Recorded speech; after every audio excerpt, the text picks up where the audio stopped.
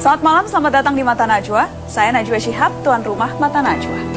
Presiden akan segera berganti, Indonesia memasuki masa transisi. Pemerintahan yang lama masih harus bekerja, mengejar pekerjaan yang tertunda. Kabinet belum bisa berleha-leha, para menteri mesti tuntaskan banyak agenda. Walau orang-orang baru mulai tak sabar menanti, ikut mengincar posisi menteri. Saling intai dan lirik kanan kiri, kirim CV dan siap jajakan diri. Inilah Mata Najwa. Siapa mau jadi menteri?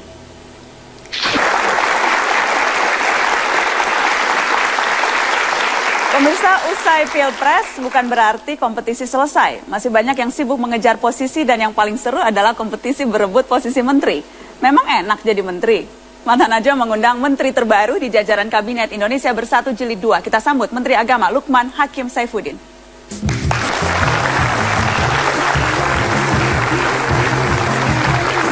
Apa kabar Mas Lukman? Terima kasih sudah hadir di Mata Najwa. Sehat-sehat? Alhamdulillah sehat. Silakan duduk. Menteri terbaru, persisnya baru 8 minggu, betul Mas? Saya dilantik tanggal 9 Juni. 9 Juni? Ya. Jadi memang kurang lebih ya, 2 bulan. Ya. 2 bulan. Ketika pertama diminta untuk menjadi menteri, dengan fakta bahwa memang masa jabatan kabinet ini hanya tinggal 4 bulan.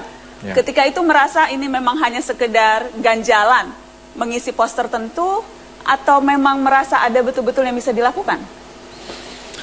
Iya, ketika itu memang saya berada dalam posisi yang tidak bisa lagi bagi saya untuk menolak tawaran Bapak Presiden untuk bisa menduduki jabatan Menteri Agama, begitu ya.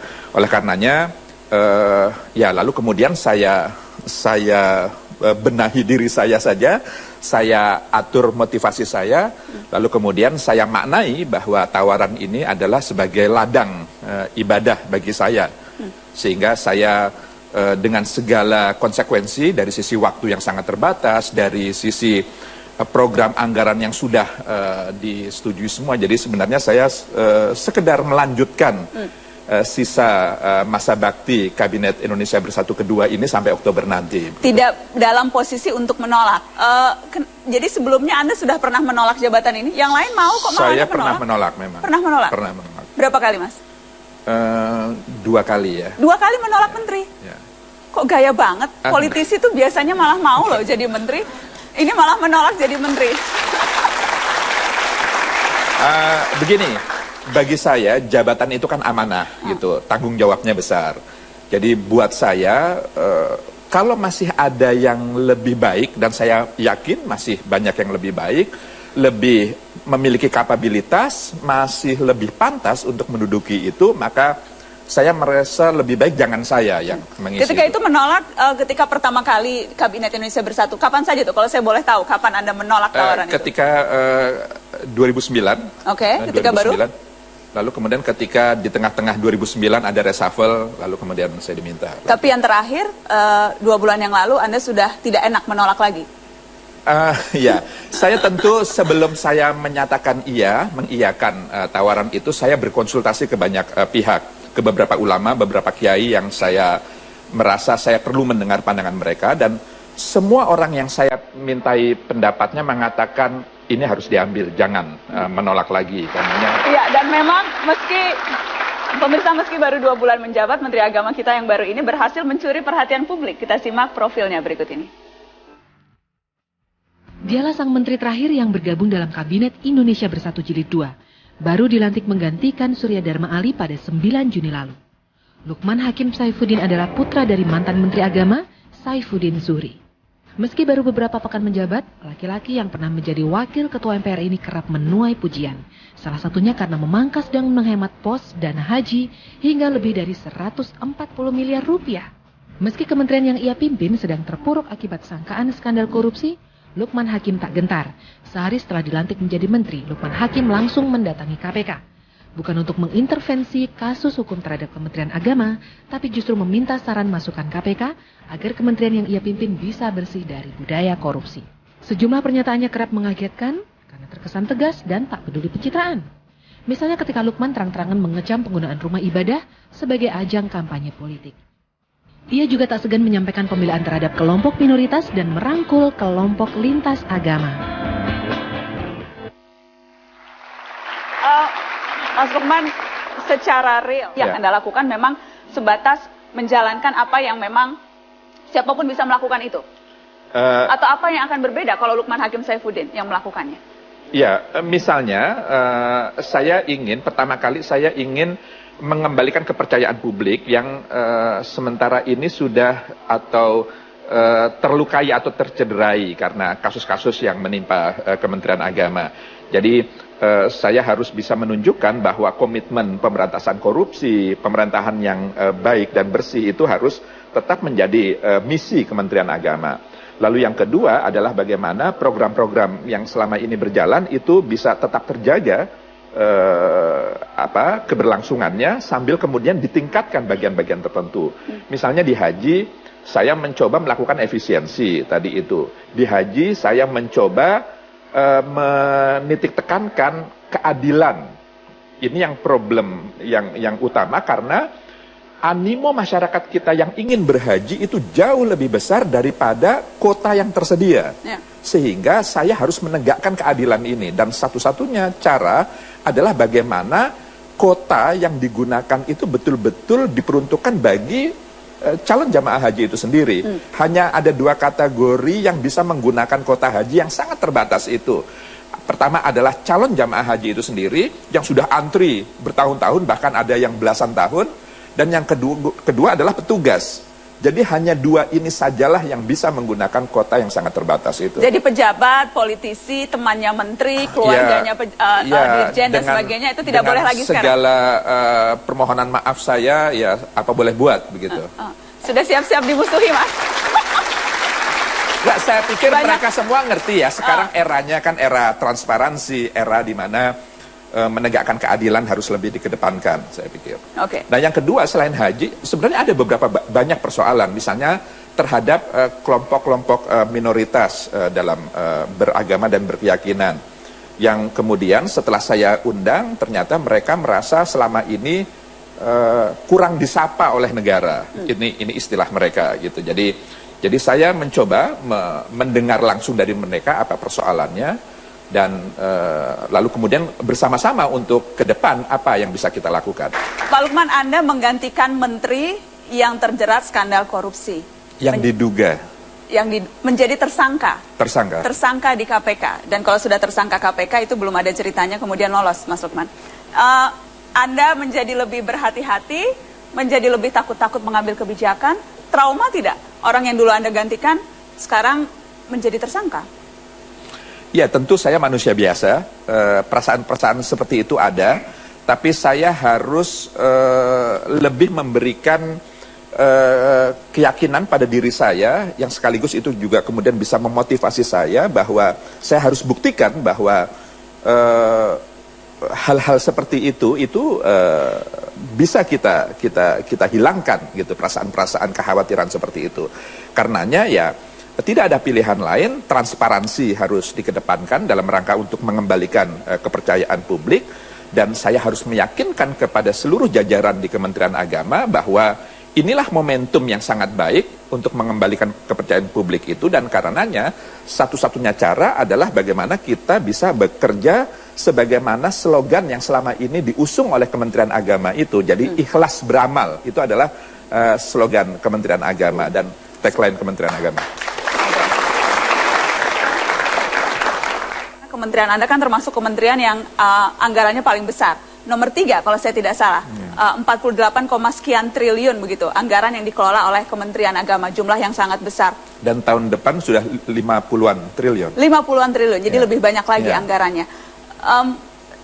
Ikhlas beramal, tetapi dalam konteksnya dalam membangun pemerintahan yang bersih, tata kelola pemerintahan yang bersih, bagaimana Anda bisa memastikan bahwa 50 triliun uang negara itu akan betul-betul bukan malah justru dijadikan ladang amalan untuk membagi-bagikan ke yang tidak berhak. Iya, jadi intinya adalah transparansi. Karenanya pertama yang saya harus lebih tingkatkan adalah pengawasan internal.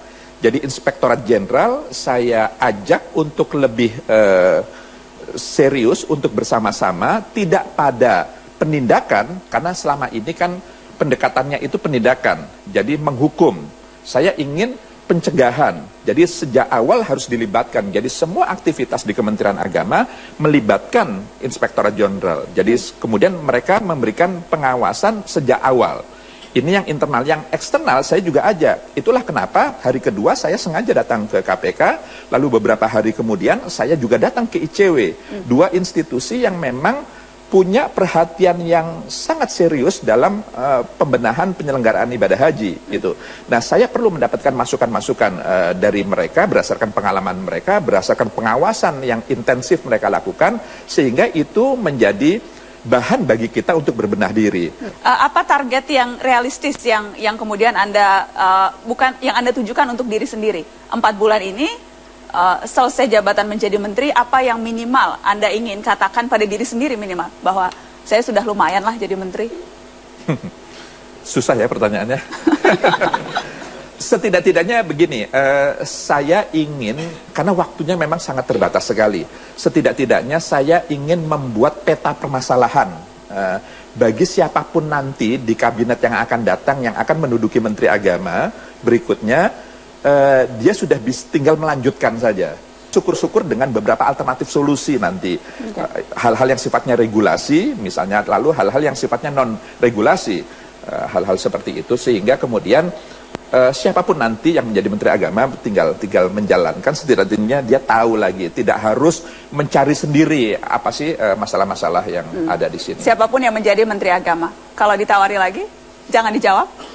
Saya akan simpan jawaban itu. Kalau ditawari lagi jadi menteri, masih mau tidak ya Lukman Hakim Saifuddin? Nanti saya akan tanyakan setelah pariwara berikut. Tetaplah di Mata Najwa. Siapa mau jadi menteri?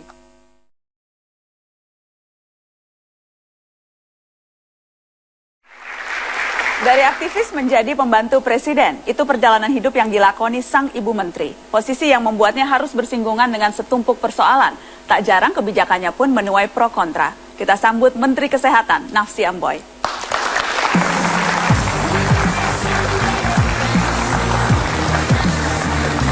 Apa kabar Ibu Naf?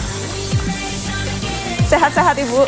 Terima kasih banyak sudah hadir di Mata Najwa. Boleh tepuk tangan sekali lagi dong untuk Ibu Naf. Sejak puluhan tahun lalu, Ibu Naf sudah bersinggungan dengan problematika kesehatan, bahkan sudah meraih penghargaan internasional. Kita simak profilnya berikut ini. Dr. Andi Nafsiah Walinonumboy lahir di Sulawesi Selatan 74 tahun silam, menjadi Menteri Kesehatan Republik Indonesia sejak Juni 2012. Akrab dengan sapaan Ibu Naf, perempuan yang masih energik ini mulai tergerak aktif memberi sumbangsih di bidang kesehatan sejak mendampingi suaminya Benedictus Mboy yang menjadi Gubernur Nusa Tenggara Timur. Atas kiprah di bidang pelayanan kepemerintahan, pasangan ini diganjar penghargaan Ramon Magsaysay Award tahun 1986. Sejak menjadi Menteri Kesehatan, sejumlah gebrakan langsung dia lakukan. Ada yang memuji, tak sedikit yang mengecam. Salah satunya belum genap sepekan dilantik menjadi menteri, ia dituding mempermudah akses remaja menggunakan kondom dan berujung pada seks bebas pranikah. Menkes membela diri dengan menyebut ada kesalahpahaman dalam mengartikan kekhawatirannya akan risiko HIV/AIDS. Pendapat Menkes mengenai rokok juga dikategorikan berani, mengakui bahwa isu tentang industri rokok sensitif, namun Bu Naf tegas melihat aspek negatif dari sisi kesehatan keluarga. Menjadi Menteri Kesehatan 2 tahun, banyak pro kontra kebijakan yang diambil, Ibu Naf. Yang menarik tentunya soal kondom, kemudian juga soal tembakau, yang lagi ramai sekarang seolah-olah akan dilegalkan aborsi. Ibu Nafsi Amboy, Menteri Kesehatan, selalu penuh kontroversi. Tapi apa sih yang, kalau Ibu sendiri berkaca selama 2 tahun ini, apa yang paling sering disalahartikan dari kebijakan atau mungkin dari sosok Nafsi Amboy? Saya kira lebih banyak kurang komunikasi ya. Kalau kita lihat seperti kondom misalnya, perspektifnya berbeda. Kalau kita mengatakan berdasarkan evidence, berdasarkan data yang kita ketahui bahwa penularan HIV makin meningkat. Paling banyak adalah pada saat ini, yaitu karena hubungan seks berisiko. Dan untuk mencegah itu hanya 2. Atau tidak melakukan hubungan seks berisiko, atau kalau seks berisiko memakai kondom. Pendapat yang lain mengatakan, kalau kita omong kondom, maka itu berarti kita mengatakan silahkan. seks berisiko. Jadi berbeda. Caranya saya hanya waktu itu adalah setelah didemonstrasi, waktu demonstrasi saya undang masuk ke dalam. Saya undang, mari Pak, kita ngomong. Banyaklah, bapak-bapak, ibu-ibu. Nah, kita berikan datanya. Ada 6-8 juta laki-laki di Indonesia yang membeli seks dengan sengaja. Kalau mereka tidak menggunakan kondom, itu berarti akan makin cepat penularan HIV, dan dari mereka akan menularkan pada istrinya atau pasangan perempuan lain, dan dari situ kepada bayi-bayi. Dengan penjelasan ini, ternyata para tokoh agama bisa mengerti, karena kita bilang, loh, penanggulangan AIDS kita jangan dihilir. Dia sudah melakukan seks berisiko, baru kita intervensi. Oke. Pendekatan kita adalah komprehensif. Anda merasa ketika itu kebijakannya disalahartikan sehingga demonstrasi, kemudian juga berbagai, bahkan saya dengar ada ancaman, cercaan, SMS mengancam dan sebagainya, itu hanya kebijakan yang disalahartikan atau memang ada sesuatu yang lain, Ibu Menteri? Ada juga. Ada juga. Apa itu? Yang seru yang lainnya? Wartawan. Wartawan pelintir-pelintir gitu loh. Gitu. Jadi saya baru dilantik, lalu masuklah di social media, Menteri Kesehatan mengatakan akan membagi-bagikan kondom pada anak SMA. Omong kosong, saya nggak pernah ngomong gitu kok. Nah, itu baru pas Pak, sehari setelah dilantik. Hari pelantikan. Jadi setelah dilantik, saya ke Kementerian Kesehatan untuk perkenalan dengan teman-teman di Kementerian Kesehatan. Lalu ditanya oleh wartawan tentang kondom dan HIV. Saya jelaskan apa adanya seperti biasa. Lalu masuklah di social media. Menteri Kesehatan yang baru akan membagi-bagikan kondom kepada anak-anak sekolah. Aduh, hebohnya kayak apa itu? Heboh. Hubungan dengan media, ini kan jabatan politis, Ibu. Betul. Tapi seringkali kalau kita perhatikan, saya dari kacamata media, seringkali memperhatikan kebijakan ataupun statement yang dikeluarkan Ibu Naf, kalau memang sudah mengatakan sesuatu ya sudah, tidak peduli kalau misalnya dianggap wah ini akan menjadi tidak populer. Oh, kebijakan ini mungkin saja nanti akan bermasalah di kemudian hari. Anda tampaknya tidak memperdulikan hal-hal seperti itu. Kalau memang sudah yakin ya jalan saja. Di dalam menyusun suatu kebijakan, memang perlu sekali pertimbangan yang cukup matang.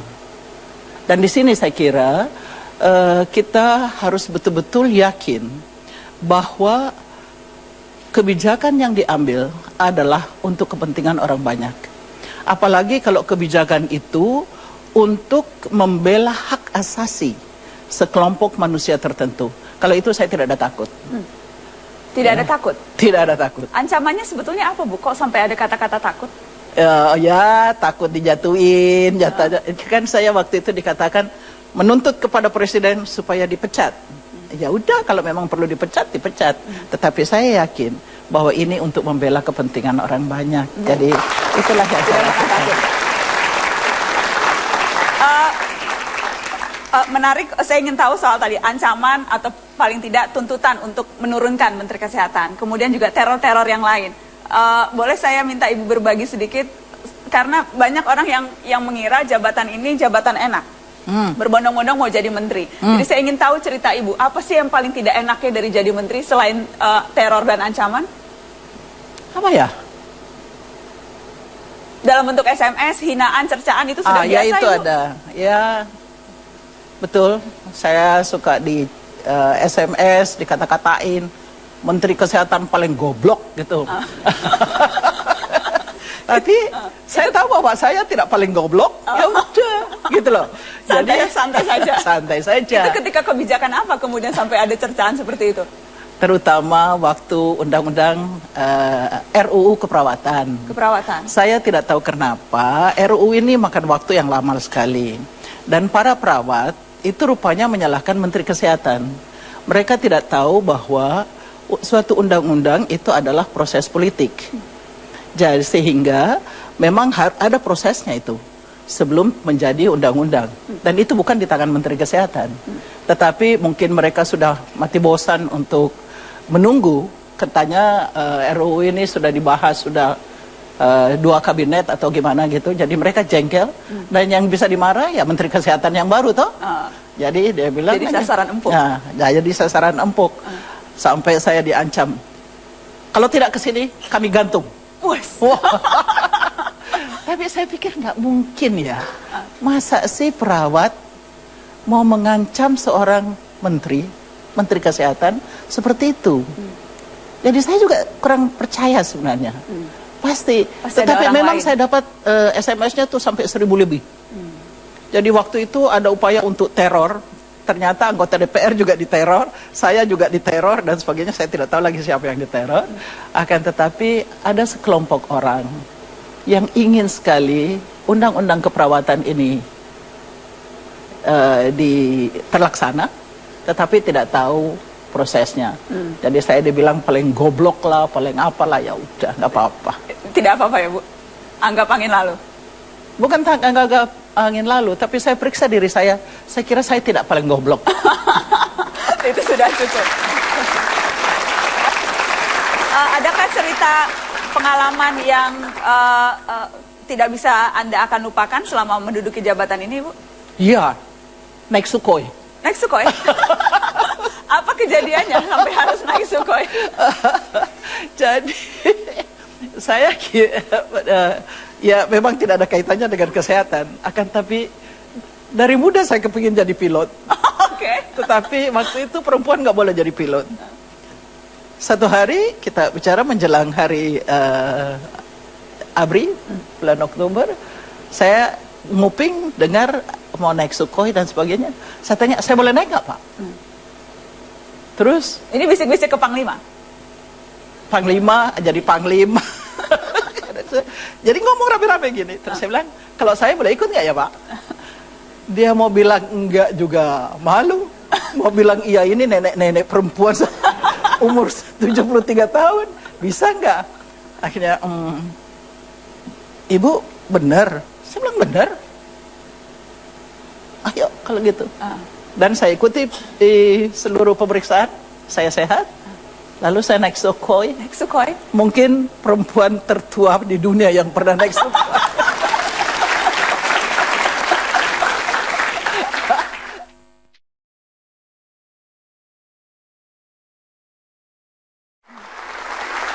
Pemirsa, menteri yang satu ini punya gaya tersendiri. Santai, tak berjarak, dan kerap melakukan hal-hal spontan yang membuat anak buahnya terkadang kalang kabut. Saya undang Menteri BUMN Dahlan Iskan. Selamat malam Pak Dahlan. Open Gangnam Apa kabar Pak Style. Dahlan?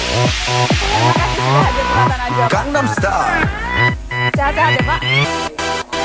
Tadi saya sebutnya punya gaya tersendiri, santai. Saya juga sempat membaca dan saya sempat menyebut Anda juga Pak, Menteri Koboi. Dan sebelum saya mulai berbincang, kita ingin saksikan profil singkat Dahlan Iskan berikut ini. Dari CEO ternama menjadi pembantu presiden, itulah perjalanan hidup yang dilakoni putra asli Magetan, Jawa Timur, Dahlan Iskan. Sebelum meninggalkan posisi CEO Grup Jawa Pos, ia terlebih dahulu membuat gebrakan sebagai dirut perusahaan listrik negara.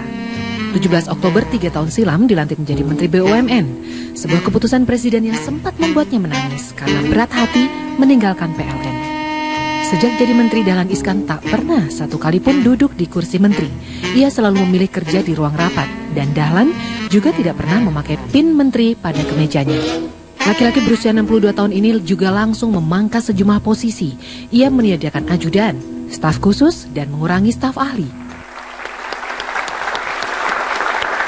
Saya protes gambarnya itu saya pakai arloji. Saya belum pernah pakai arloji. Belum pernah. Coba buktikan Pak, genggamkan tanganmu. Seumur hidup saya belum pernah pakai arloji. Belum pernah pakai arloji. Padahal biasanya pejabat itu terkadang salah satu ukuran pejabat itu berapa mahal harga arlojinya loh Pak Dahlan. Ya. Kemarin kan sempat ramai itu ada pejabat yang harga arlojinya sampai 1 miliar katanya. Pernah waktu kecil saya pakai arlojian itu yang bisa dimakan, itu permen itu. Tapi yang jelas Pak Dahlan, Anda ini bukan tipikal pejabat pada umumnya. Tadi kita dengar, yang pertama tidak pernah pakai simbol menteri. Biasanya kalau udah jadi menteri itu bangga tuh Pak dipakai. Bapak tidak pernah duduk bahkan di kursi menteri di ruang kerja.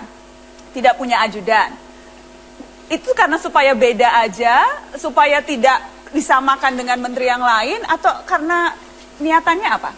Mungkin karena saya sudah saya terlalu lama di swasta, jadi kaget juga jadi menteri, sehingga nurani saya belum bisa terima bahwa saya ini pejabat. Itu kayaknya belum bisa terima. Kenapa? Pejabat kan hebat, terhormat. Kenapa malah nuraninya tidak bisa menerima itu? Mungkin kelamaan di media dulu, jadi pejabat itu kan di mata orang seperti kami itu kan pejabat begitu, pejabat begitu. Jadi sehingga ketika akhirnya jadi menteri, masa saya pejabat sih gitu.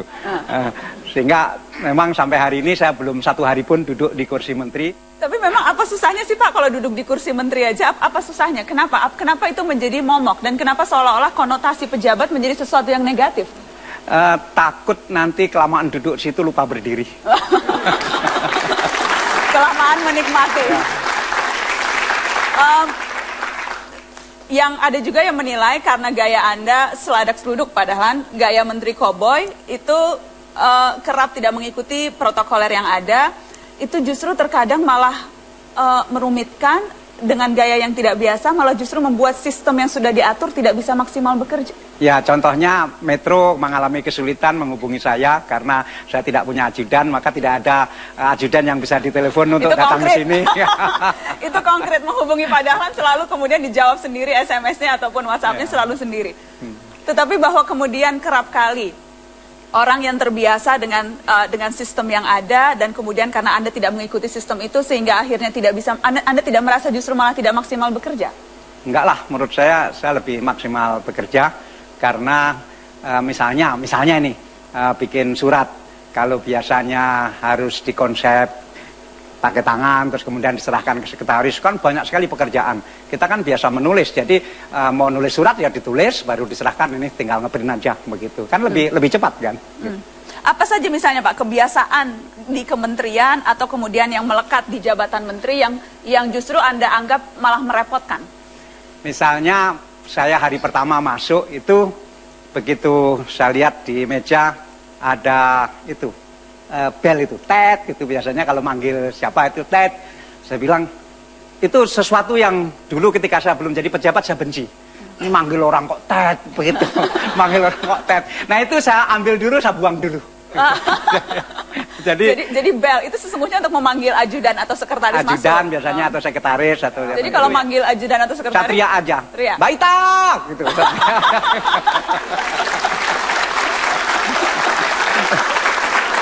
Apalagi yang menurut Anda merepotkan, apalagi misalnya?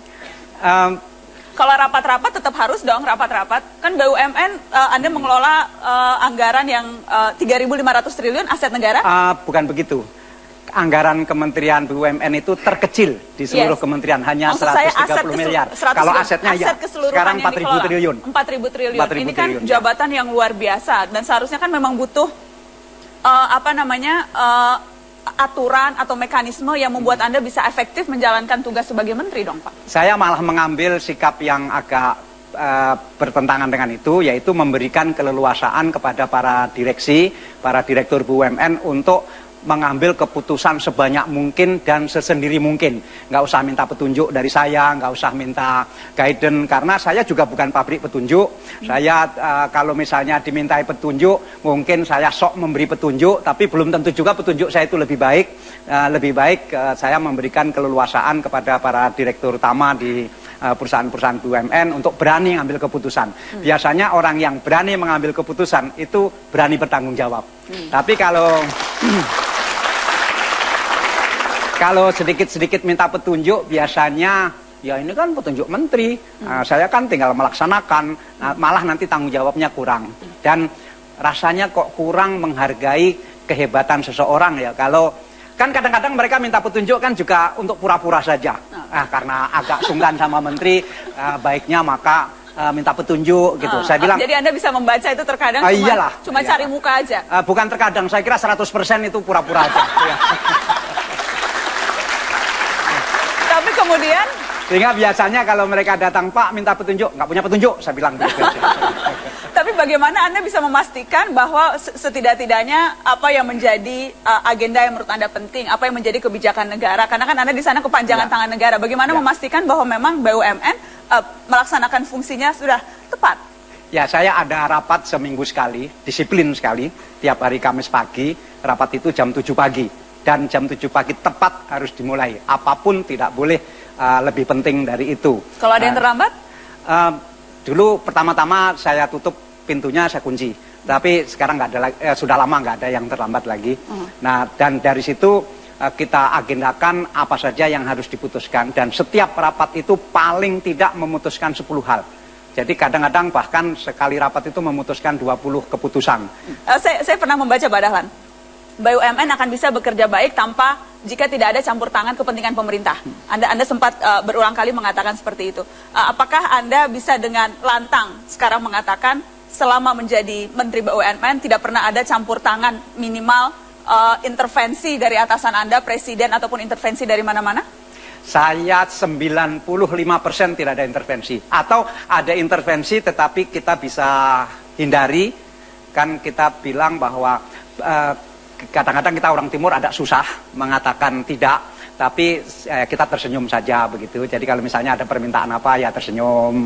Ada permintaan apa ya tersenyum. Tapi yang penting kan permintaan yang negatif kan tidak dituruti, tetapi enggak, aku nggak mau, nggak begitu. Saya bilang, saya tersenyum aja. Biasanya minta apa Pak yang kemudian disenyumi? Ya biasanya jabatan, jadi komisaris, jadi direksi, ya biasanya saya tersenyum aja. Suruh tafsirkan sendiri apa arti tersenyum itu, biasanya saya nggak peduli.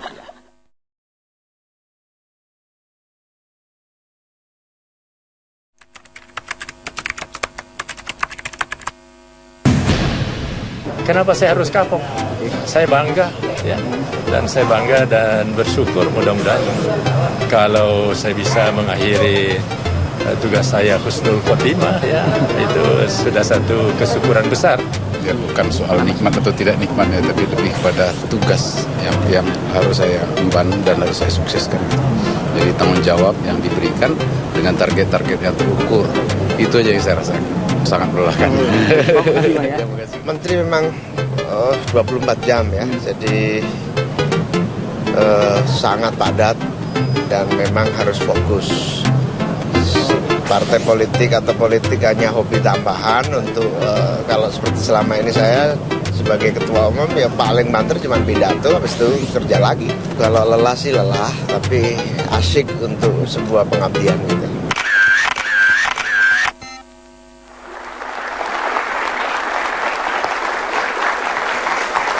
Terima kasih Anda terus di Mata Najwa episode Siapa Mau Jadi Menteri. Kini saya undang ketiga menteri di jajaran Kabinet Indonesia Bersatu Jilid 2. Ketiganya adalah menteri yang tidak menjabat dari awal periode. Ada Menteri BUMN Dahlan Iskan, Menteri Kesehatan Nafsia Boy, dan juga Menteri Agama Lukman Hakim Saifuddin.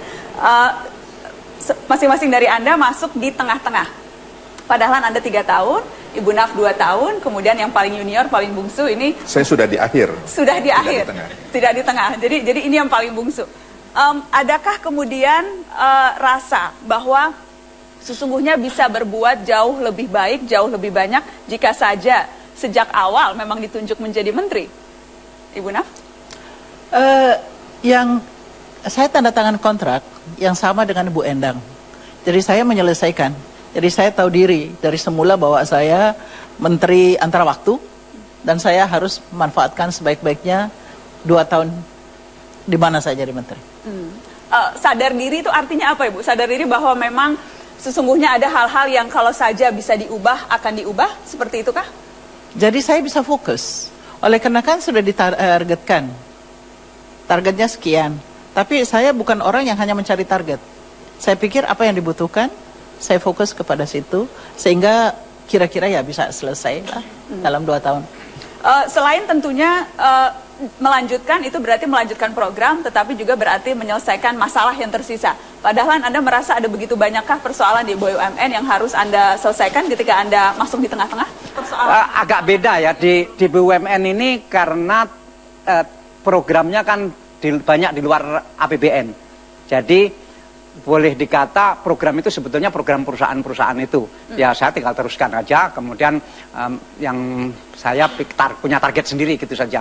Misalnya berapa yang harus mentas dari kesulitan-kesulitan, kemudian berapa yang harus masuk Fortune 500, berapa yang labanya harus naik. Nah itu aja kita genjot dengan cara saya. Dan menggantikan menteri di tengah-tengah itu ada rasa sungkan kepada misalnya pejabat yang sudah diangkat sebelumnya dan sebagainya? Tentu, karena beliau senior saya, waktu itu menteri saya, waktu saya di Rut PLN, beliau adalah yang angkat saya.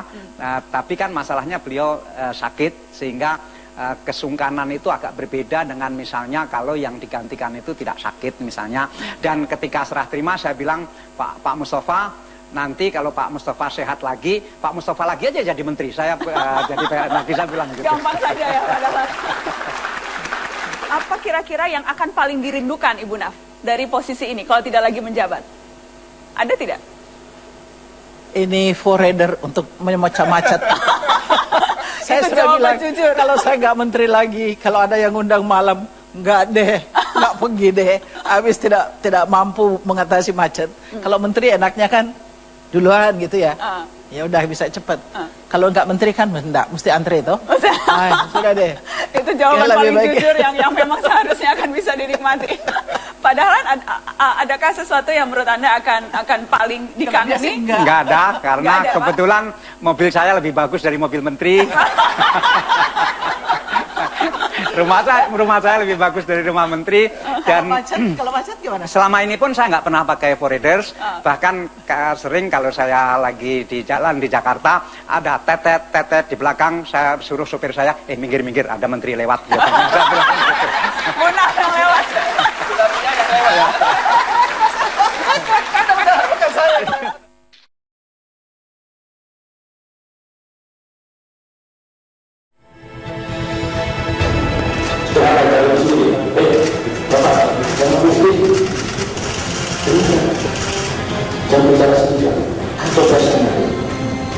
Saya meminta kepada Mendagri untuk menertibkan, kalau sakit bisa diterima, tapi kalau ada acara di provinsinya dan kemudian tidak datang, saya tidak bisa menerima. Kalau kemudian merefleksi, bagaimana sesungguhnya hubungan yang ideal menurut Anda antara menteri yang notabene adalah pembantu presiden, pembantu RI 1 dengan presiden yang memang sudah menugaskannya. Hubungan yang ideal seperti apa dan apakah kemudian Anda merasa memang selama ini sudah ideal dengan Presiden SBY dan wakilnya? Bu Naf? Kalau saya sih biasa-biasa aja ya. Kita di sidang kabinet, di luar sidang kabinet biasa-biasa aja. Pergaulan dengan Bapak Presiden biasa-biasa aja. Pergaulan dengan sesama menteri. Kalau saya tidak jadi menteri, saya tidak teman dengan Pak Dahlan. Saya 80% happy, 20% kalau bisa begini sebetulnya lebih baik. Jadi tetap saya happy. Karena 80% saya happy bekerja sama dengan Bapak Presiden. Artinya Bapak Presiden memberikan kelonggaran yang menurut saya luar biasa. Belum tentu bisa dinikmati pada masa kepresidenan siapapun. Tentu ada keluhan, tapi kira-kira hanya 20%. Apa itu yang 20%-nya, Pak? Ya misalnya pembentukan holding yang kurang cepat, pembangunan jalan tol di Sumatera yang kurang cepat. Tetapi itu tidak sampai menutup kebaikan-kebaikan yang sampai 80%. Jadi saya happy. Happy-happy saja. Saya pikir ya hubungan antara presiden dengan para menterinya itu harus hubungan yang equal gitu. Tentu menteri adalah bawahan presiden, itu jelas. Tapi maksud saya menteri juga harus dibuka peluangnya, kesempatannya untuk bisa berdialog sesering mungkin dengan presiden. Dan itu menurut saya akan sangat banyak membantu persoalan-persoalan yang dihadapi oleh para menteri. Suasana di sidang kabinet seringkali yang kita dapatkan hanya di awal, ketika presiden datang membuka, memberikan pidato di awal dan kemudian pintu ditutup, wartawan tidak boleh masuk. Boleh saya minta cerita suasana sidang kabinet seperti apa? Saya di sidang kabinet terbatas, mungkin Bu Nafsyah hadir waktu itu ya. Saya berbeda pandangan dengan Pak Gamawan, Mendagri, gitu. Jadi lalu kemudian Bapak Presiden menengahi, lalu kemudian membuka peluang, lalu bagaimana pendapat menteri yang lain. Jadi sangat musyawarah itu terbangun dengan baik. Jadi sesama menteri saling berani untuk berargumen? Iya, itu saya rasakan. Oh ya? Gitu Ibu? Jalan. Ibu paling sering beda pendapat dengan menteri siapa, Bu? Ya, sebagai contoh misalnya ya, waktu kita bahas tentang kekerasan seksual pada anak, saya minta supaya jangan disebut kekerasan seksual, kejahatan seksual. Oleh karena ini pelanggaran HAM besar. Tentu dari kepolisian atau kehakiman sebenarnya, bukan kepolisian, sebelumnya menganggap karena pedofilia itu adalah sakit jiwa, maka hukumannya akan diturunkan. Nah, saya katakan saya tidak setuju. Sakit jiwa tetap sakit jiwa, tapi kejahatan tetap kejahatan. Jadi seperti itu. Saya kira biasa-biasa saja. Diskursus yang sehat saja di antara sidang kabinet. Betul. Dari sepanjang sepengetahuan Anda, kalau kemudian Presiden marah, menegur, itu biasanya lewat cara apa, Pak Dahlan? Saya tahu beliau orang Jawa, yang saya hampir tidak pernah melihat Pak SBY itu marah dalam pengertian marah kayak kita-kita begitu, nggak pernah. Beliau orang yang sangat halus, orang yang sangat menjaga perasaan orang lain luar biasa dari segitu. Sehingga kita yang harus tahu, oh beliau ini kalau kata-katanya begini itu marah, kalau kata-katanya tidak marah. Jadi malah kita yang harus menerka-nerka kapan beliau lagi marah. Tapi sekilas tidak ada yang tahu bahwa beliau lagi marah. Jadi kode-kodenya gimana? Kode SBY kalau lagi marah tuh biasanya gimana, Pak Dahlan? Saya aja. Banyak kamu mau jadi menteri. Karena tadi kan katanya harus membaca kode-kode. Apa nadanya agak naik sedikit gitu ya, Bu? Atau ada kado-kado? Hampir nggak pernah Pak SBY punya nada naik ya. Susah dong jadi anak buahnya kalau tidak tahu kapan bos marah. Kalau marah ya marah saja harusnya. Ya, saya kira menterinya udah cerdas. Bugis dong dia sebagai presiden. Oh, ya? Jangan pilih orang Jawa yang benar aja. Ini dari orang Bugis. Kalau orang Bugis ketahuan.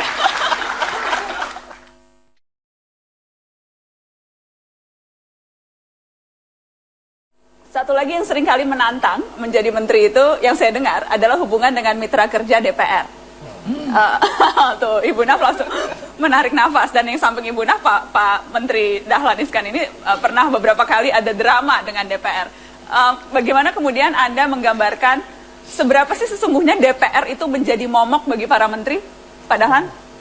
Enggak lah, bukan momok. Itu saya anggap wajar, memang beliau itu kan pekerjaannya itu. Jadi kita harus menyadari bahwa itu pekerjaannya. Pekerjaannya menakut-nakuti begitu ya, Pak? Tapi Anda beberapa kali ada drama loh dengan DPR. Ya itu kan drama aja kayak sinetron lah. Yang bikin drama malah media ya. Tidak, saya ingat saya pernah memanggil Anda bersama dengan Ketua DPR Marzuki Ali. Sempat ketika itu ada nuansa DPR yang dalam tanda kutip oknum DPR yang memeras. Kemudian juga Anda dipanggil beberapa kali, sempat mau diancam, dipanggil paksa dan sebagainya. Pasang surut hubungan Anda dengan DPR selama 3 tahun ini, Pak Dahlan? Ya tentu saya semaksimal mungkin saya bertahan kepada sikap saya. Tetapi misalnya sampai saya pernah mau dijemput katanya mau ditangkap, bukan dijemput. Jadi ada anggota DPR yang datang ke rumah saya dengan satu rombongan, katanya mau menangkap saya karena dipanggil beberapa kali ke DPR tidak hadir. Nah kalau sudah begitu ya saya hadir lah begitu. Tahu diri ya. Ya tapi bukan berarti tidak. Saya kira kita tahu batas dan tahu irama. Jadi kalau iramanya lagi belum rock ya nggak usah rock dulu begitu. Jadi bagaimana asal jangan ikut genderang dari DPR. Ya. Ini mantan orang DPR harus bicara. Enggak, begini, yang perlu difahami adalah memang salah satu fungsi DPR itu kan mengawasi eksekutif gitu. Mengawasi kami-kami ini yang di kementerian gitu. Jadi kita memang harus bisa memahami dari sudut pandang itu. Jadi karenanya kemudian kita bisa menakar apakah pengawasannya itu memang dalam dosis yang benar begitu, objektif dan memang proporsional. Seringkali overdosis, Mas Lukman? Ya ada beberapa anggota dan itu bisa kita maklumi ya begitu. Jadi menurut saya sih sebaiknya jangan terlalu diseriusi hal-hal yang memang terhadap yang 1-2 itu gitu. Tapi kembali kepada kolektif dari DPR itu sendiri, komisi itu sendiri, alat kelengkapan itu biasanya mereka juga sangat terbuka kok kalau diajak dialog lalu kemudian dijelaskan latar belakang kenapa sebuah kebijakan itu seperti ini, kita beradu argumentasi, saya pikir pada akhirnya akan ketemu itu. Tapi seringkali kemudian kalau menteri-menteri yang berasal dari partai politik itu akan sedikit banyak dimudahkan karena ada backingan di DPR. Apakah Ibu Naf, Anda terkadang merasa karena Anda dari kalangan profesional, tidak mewakili partai politik, dukungan itu tidak nyata di parlemen, kebijakan-kebijakan yang diambil terkadang dalam tanda kutip dipersulit? Nggak ada tuh. Artinya kadang-kadang memang ada salah paham, tapi biasanya sekali lagi terpengaruh media biasanya. Ibu dari tadi nyalain media terus. Misalnya soal kondom tadi. Mulai wah. Saya jelaskan, udah selesai masalahnya. Begitu. Jadi biasanya itu memang ada yang cukup terpengaruh oleh media. Pendapat umum lah, jangan media. Nanti tersinggung lagi dia. Nanti saya yang protes. Oleh pendapat umum yang berkembang dalam masyarakat. Lalu kadang-kadang ada anggota dewan yang mencecer gitu loh. Pendapat masyarakat itu, padahal sebenarnya kita ngomong aja udah beres kok. Sudah beres. Jadi tidak terlalu penting sesungguhnya dukungan parpol di parlemen, padahal? Bagi saya enggak. Saya tidak pernah merasa ditentang, tapi juga tidak pernah merasa didukung, ya biasa saja lah pokoknya. Ya. Karena kalau kemudian kesimpulannya tidak penting kebijakan itu didukung oleh parlemen dengan partai politik yang mendukung pemerintah di parlemen, seharusnya menteri dari parpol tidak perlu ya Mas Lukman? Perlu atau tidak perlu, menurut saya yang dalam dialog antara menteri dalam rapat kerja dengan anggota DPR itu kan kemudian rasionalitas dari sebuah kebijakan itu yang akan dinilai. Jadi urgensi, signifikansi, dan relevansi dari sebuah kebijakan itu apakah memang betul-betul menjawab kebutuhan yang menjadi yang menjadi aspirasi masyarakat banyak begitu. Nah, disitulah kemudian nanti akan ketemu gitu. Jadi terlepas apakah ini latar belakang dukungan parpol atau tidak, pada dasarnya common sense kita akan mengarahkan kepada hal-hal seperti itu menurut saya. Anda sendiri apakah kemudian memang merasa duduk di kabinet karena jatah partai politik dan itu memang kebiasaan, tradisi atau sesuatu yang harus dipertahankan untuk kabinet mendatang? Parpol seyogyanya dapat jatah menteri di kabinet. Kalau saya pribadi, ini pribadi penilaian saya memang idealnya seorang menteri jangan lagi disibukkan dengan urusan-urusan langsung partai. Dia sebagai pengurus, apalagi menjadi ketua umum gitu. Karena itu mengurusi partai juga pekerjaan yang luar biasa, membutuhkan waktu begitu. Menteri juga seperti itu. Jadi memang biarlah kemudian ketika ada kader-kader terbaik menjadi menteri, dia menjadi menterinya seluruh warga negara Indonesia begitu. Sehingga kemudian tidak lagi disibukkan dengan urusan-urusan partainya. Anda sekarang pribadi sudah tidak lagi menjabat atau nonaktif atau bagaimana posisi di P3? Saya masih menjadi fungsionaris partai di P3 dan ini kan karena waktunya sangat pendek begitu ya. Tapi idealnya ketika 5 tahun dia harus menjadi menteri memang sebaiknya tidak dirangkap. Kalau menurut tidak saya. dirangkap. Jadi kalau Anda, menurut saya ya. Jadi Anda pada posisi itu. Baik, Ya. boleh kasih tepuk tangan dong untuk Mas Lukman.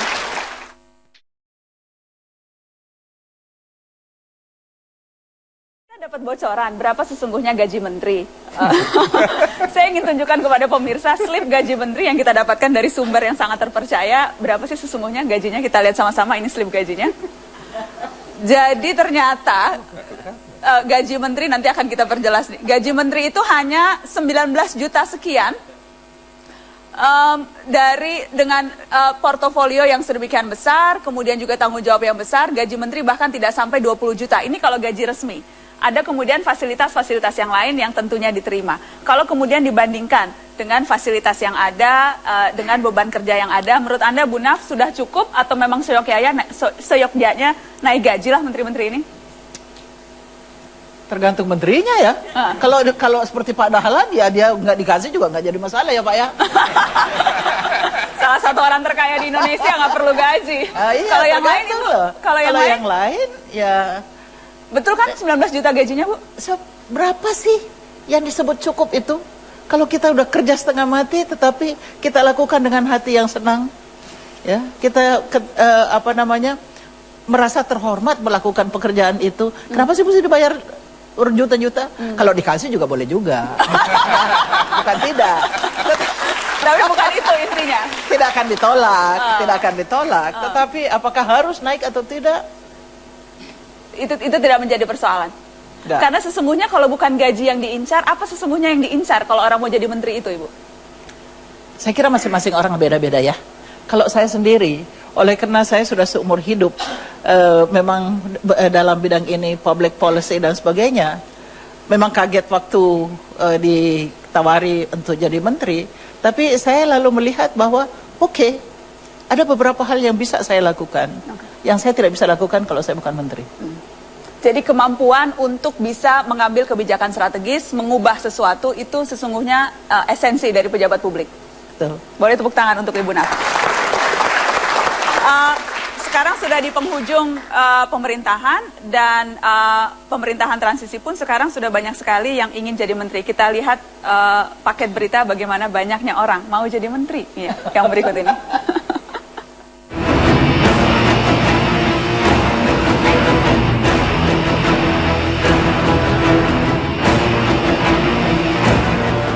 Melamar menjadi menteri luar negeri, ada dalam negeri, pertahanan juga ada. Mereka datang dari beragam latar. Ya, ada yang dari daerah, ada kepala daerah, ada anggota DPR, purnawirawan militer, ada berada di belakang latar. Jadi itu kami nilai sebagai wujud antusiasme saja. Ramai-ramai mendaftar jadi menteri. Bapak Ibu Menteri yang ada di hadapan saya, apakah masih mau kalau diminta jadi menteri? Saya tanya satu-satu dari yang paling junior. Mas Lukman, kalau ditawari lagi masih mau tidak?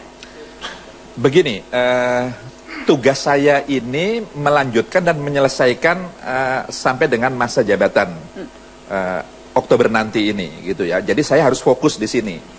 Oleh karenanya, saya ini belum tentu lulus atau tidak lulus untuk menyelesaikan ini, karena saya sedang menghadapi ujian ini, gitu.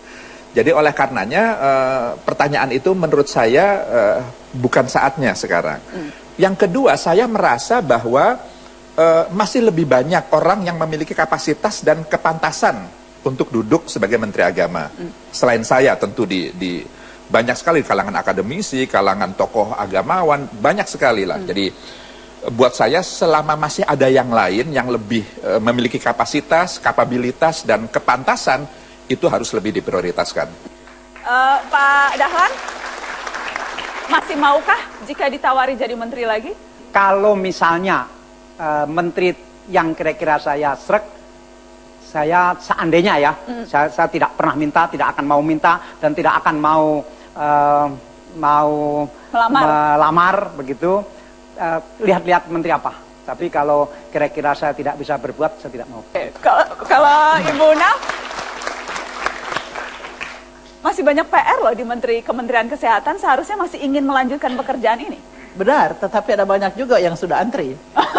Saya hanya kepikir, saya bisa bayangkan kalau misalnya saya jadi di situ lagi, terus orang bilang, apa nenek-nenek di situ nggak tahu diri, ya mau kasih kesempatan kami yang muda-muda, gitu dong, pastilah gitu.